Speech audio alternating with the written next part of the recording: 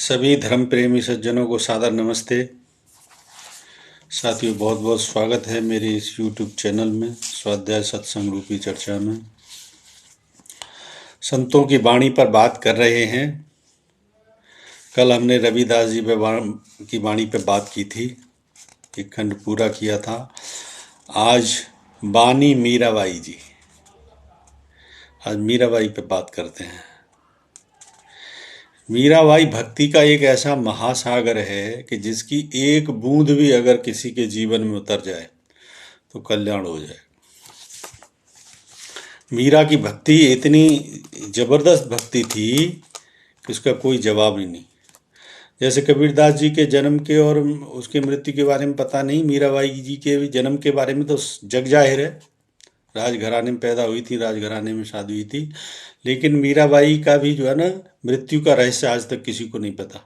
ये सबको पता है तो मीराबाई कहाँ थी, उस मंदिर में थी, लेकिन उस मंदिर से कभी फिर नजर नहीं आई। तो ये सबसे बड़ा रहस्य मीराबाई के बारे में, वो कैसे कहाँ गायब हो गई, वो ये मैं थोड़ा सा इसमें विस्तार से फिर बताऊंगा।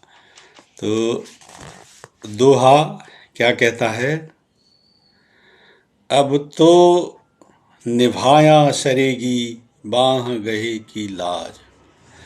ये मीराबाई राजघराने में पैदा हुई, राजघराने में शादी हुई, लेकिन मीराबाई को कृष्ण की भक्ति में इतनी डूब गई कि वो जो है ना, जो साधु संत बिच्छू इस टाइप के आते थे, धर्मात्मा लोग आते थे, या गलियों में नृत्य करती थी, भक्ति में डूब जाती थी। उनके साथ जो है ना गुनगुनाते हुए भक्ति में डूब जाती थी। मीराबाई की भक्ति इतनी जबरदस्त थी कि उसके बारे में तो जो है ना बहुत सारे जो है ना फिर भजन भी लोगों ने बनाए हैं, बहुत सारा स्वाध्याय मीराबाई के ऊपर। पहले थोड़ा सा इसको समझते हैं। अब तो निभाया सरेगी बाह गए की लाज। हे प्रभु, हे परमात्मा, हे कृष्ण, अब तो निभाया सरेगी, यानी अब तो आपको जो है ना इस भवसागर से हमारी नैया पार लगानी ही पड़ेगी। आपकी शरण में है, आपने मेरी इस भवसागर से नैया को पार आप ही ने लगाना है। बाह गहे की लाज, और जो भी आपके शरणागत होता है उसकी लाज की रक्षा करना आप ही के हाथ में है। अतः मेरी लाज अब आपके हाथ में है। समरथ शरण तुम्हारी सैया, आप सब प्रकार से समर्थ हो, शरण तुम्हारी सैया। हे परमपिता परमात्मा, हे कृष्ण, मैं तो अब तुम्हारी ही शरण में हूं। सर्व सुधारण काज, सारे बिगड़े कामों को आप ही बनाने वाले हो। अतः मैं जो आपके शरणागति आई हूं, तो मुझे भी मेरे भी बिगड़े कामों को आप ही को बनाना है। क्यों मीराबाई ऐसी कह रही है कि दरअसल जब जो है ना राजघराने में ब्याई थी, और इस प्रकार से मीराबाई जब नृत्य करना शुरू कर देती थी, भक्ति में डूब जाती थी, तो राजघराने की जो है ना लोगों को तो उपद्रव करने की आदत है, उल्टा सीधा बात करने लग जाते थे कि पता कैसी स्त्री राजघराने की कहीं भी नाचने लग जाती है, गलियों में नाचने लग जाती है। मीराबाई पे जो भजन सुना होगा ना कि मीरा गली गली हरि गुण गाने लगी, ऐसी लागी लगन मीरा हो गई मगन, वो तो गली गली हरि गुण गाने लगी। तो गली गलियों में मीरा जो है ना नाचते हुए भक्ति करती थी कृष्ण की। तो इस पे इतना परिवार वालों को बहुत ऑब्जेक्शन था। राणा ने तो यहाँ तक के जहर भी एक बार पिलाया था। मीरा को फिर मारने की बहुत कोशिश हुई, क्योंकि उसकी भक्ति में कोई कमी नहीं आ रही थी। उसको सब समझा रहे थे कि ये सब ऐसे नहीं चलता, ये सब छोड़, ऐसे घर की लाज बिगड़ती है, फलाना ठिकाना जो है ना, लोगों को तो अपनी तरह के, लेकिन जिसको लग जाती है तो वही जानता है। ये तो भक्ति का जो है ना, जब जिसको लगन लग गई प्रभु से, उसने संबंध बना लिया, तो फिर तो छूटता नहीं। वो चाहे भक्त छोड़ो, भक्त भगवान को नहीं छोड़ता, भगवान भक्त को नहीं छोड़ता। तो कृष्ण की ऐसी भक्त थी मीरा कि उसने तो कृष्ण को ही सब कुछ मानती थी, अपना पति परमेश्वर सब कुछ वो कृष्ण को ही मानती थी, इतनी बड़ी भक्ति कृष्णा। तो जो है ना, जो उसको फिर जो है ना कई बार मारने का प्रयास किया हर तरीके से। राणा ने जहर का प्याला भी पिलाया। इस पे तो जो है ना एक जो तुम्हारी फिल्म है प्रेम रोग, उसमें ये गाना है ना, मीरा ने पिया विष का प्याला, विष को भी अमृत कर डाला। इतना प्रेम करती थी वो मीरा से, कृष्ण से मीरा। तो जब उसने देखा कि ये लोग मुझे किसी तरीके से यहाँ पर रहने नहीं देना चाहते, तो फिर वो जो है ना द्वारकाधीश मंदिर चली गई, घर परिवार छोड़ के। वहाँ पे भी वो जो है ना मस्त रहती थी संतों के साथ, वही गाना भक्ति में गुनगुनाना। मीरा के आपने भजन भी सुने होंगे,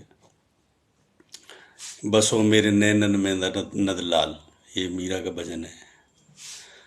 और बहुत सारे भजन है इस पे। तो इस प्रकार से मीरा फिर वहाँ पे रहने लगी और इसी प्रकार से वो नृत्य भक्ति में डूब जाती थी। तो आगे फिर दुआ कहता है, समरथ शरण तुम्हारी सैया, आप सब प्रकार से समर्थ हो उसमें, इसीलिए हे प्रभु आपकी शरण में हूँ। सर्व सुधारण काज, मेरे सारे बिगड़े काम अब आप ही को बनाने हैं। तो इतना जो है ना मीरा जो है डूब जाती थी भक्ति में। फिर उसके बाद जो है ना वहाँ से लोग, राजघराने में थी तो फिर वहाँ पे लोग ना तरह तरह की बात करने लग गए कि देखो घर की बहू यहाँ से दूर चली गई, वहाँ पे नाचती गाती है, लोगों को शर्म नहीं है, फलाना ढिकाना। उस परिवार के बारे में ऐसे लोग बोलते थे। तो फिर उसने, राणा ने जो है ना आदेश दिया लोगों को कि जाओ उसको वापस लेके आओ, यहाँ पे ही देखेंगे उसका क्या करना है।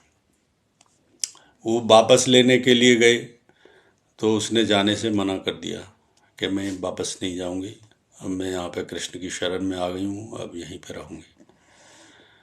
लेकिन उन्होंने कहा कि अगर आप नहीं जाएंगी तो हमको फिर मृत्यु दंड मिलेगा, वहाँ पे हमें मरना इससे बढ़िया है हम यहीं पे जो है ना प्राण त्याग देते हैं अपने, लेकिन हम वापस लिए बगैर आपको नहीं जाएंगे।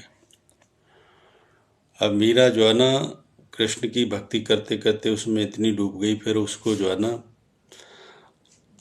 जैसा फिर इतिहास गवाह है कि उसने फिर उनसे, जब उन्होंने खाना पीना छोड़ दिया, जो उसको लेने के लिए वहाँ से आए थे, तो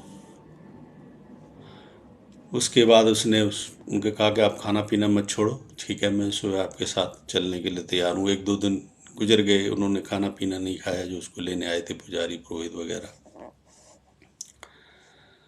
तो फिर उसके बाद उसने जब ये कह दिया कि मैं सुबह आपके साथ चलूँगी, मीरा रात में जो है ना फिर कृष्ण की भक्ति में ऐसी डूबी कि सुबह फिर किसी को नजर ही नहीं आई। बताते हैं मीरा कृष्ण की मूर्ति में सशरीर समा गई और उन लोगों के साथ वापस नहीं गई। उन लोगों को फिर खाली हाथ बिना मीरा के जाना पड़ा। भक्ति में इतनी शक्ति है कि मीरा ने भगवान से प्रार्थना की, है भगवान फिर से मुझे उस नरक में क्यों भेज रहे हो, तो आपको पता है मेरे वहाँ पे प्रताड़ना होती है हर प्रकार से, मैं वहाँ नहीं जाना चाहती, अब आपकी शरण में आई हूँ तो आप ही की शरण में रहना चाहती हूँ। और ऐसी प्रार्थना भगवान ने सुनी कि मीरा सा शरीर कृष्ण में समा गई। तो मीरा की भक्ति का हमने आज ही एक दोहा लिया, अब तो निभाया सरेगी बाह गहे की लाज, समर्थ शरण तुम्हारी सैया। सैया शब्द एक बार उसके लिए भी किया जाता है, अपने पति के लिए स्त्रियां जो करती हैं।